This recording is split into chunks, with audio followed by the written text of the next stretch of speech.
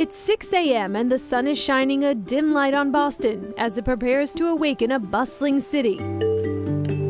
Already in the groove, one of its newest residents, with a big job ahead today and in the years to come. Brenda Caselius and her husband Jason moved here from Minnesota. They begin every morning together, cherishing moments. Brenda spends most of her time focused on reforming the Boston public school system. My first goal is to really win back the trust of the community.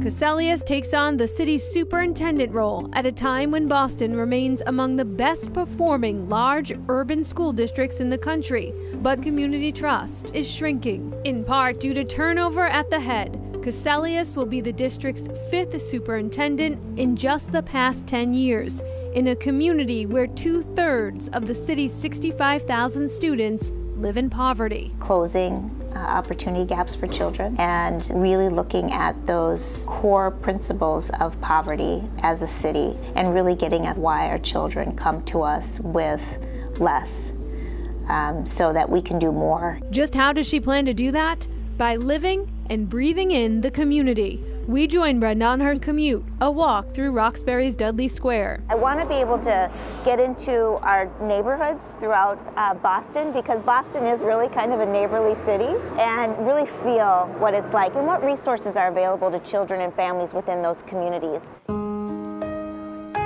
Caselius remembers well what it's like to be a kid on the outskirts of opportunity. I grew up in the southeast projects of Minneapolis for much of my childhood. Selling flowers as a child to help support the family, and in early adulthood struggling to make ends meet. I was a single mom for 10 years. Not only was I growing up on welfare and a Head Start baby, I also know the value of community members coming together and wrapping their arms around children. But is community immersion enough?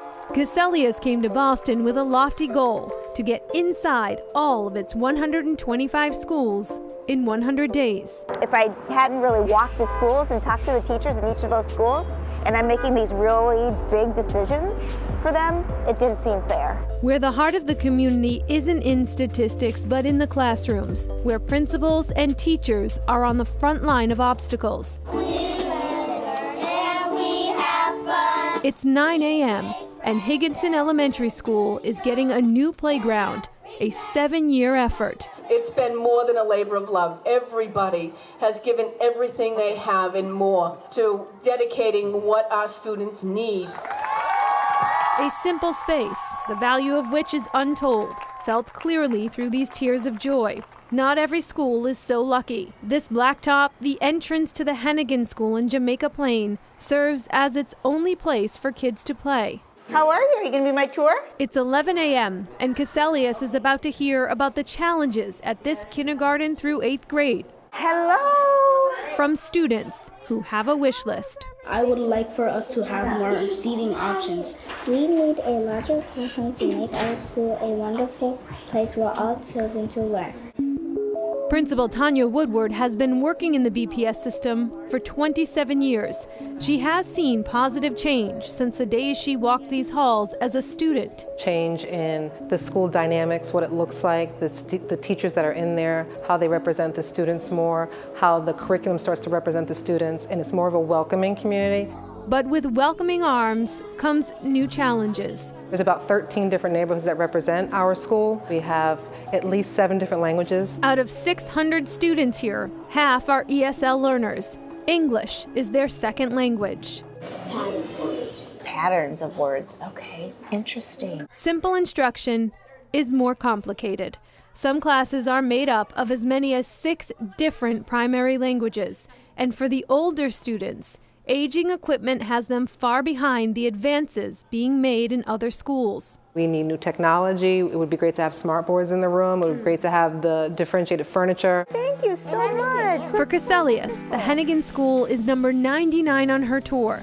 After 31 years in education, we wondered if anything so far has surprised her. The sheer grand scale of the size of the district, 130-something buildings, how old they are, or schools that don't have adequate cafeteria spaces. We are only halfway through a day in the life of Boston's superintendent.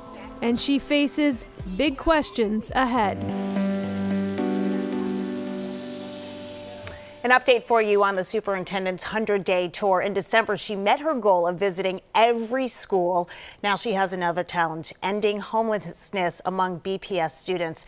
And that's a big concern for Dr. Cassellius and the mayor as well. An additional challenge as well, the State Department of Education has come out with a report that is very critical of the Boston public school system. The city and state have now agreed to additional state intervention to help improve the schools. So a big path ahead. Next, another challenge, ending homelessness among BPS students.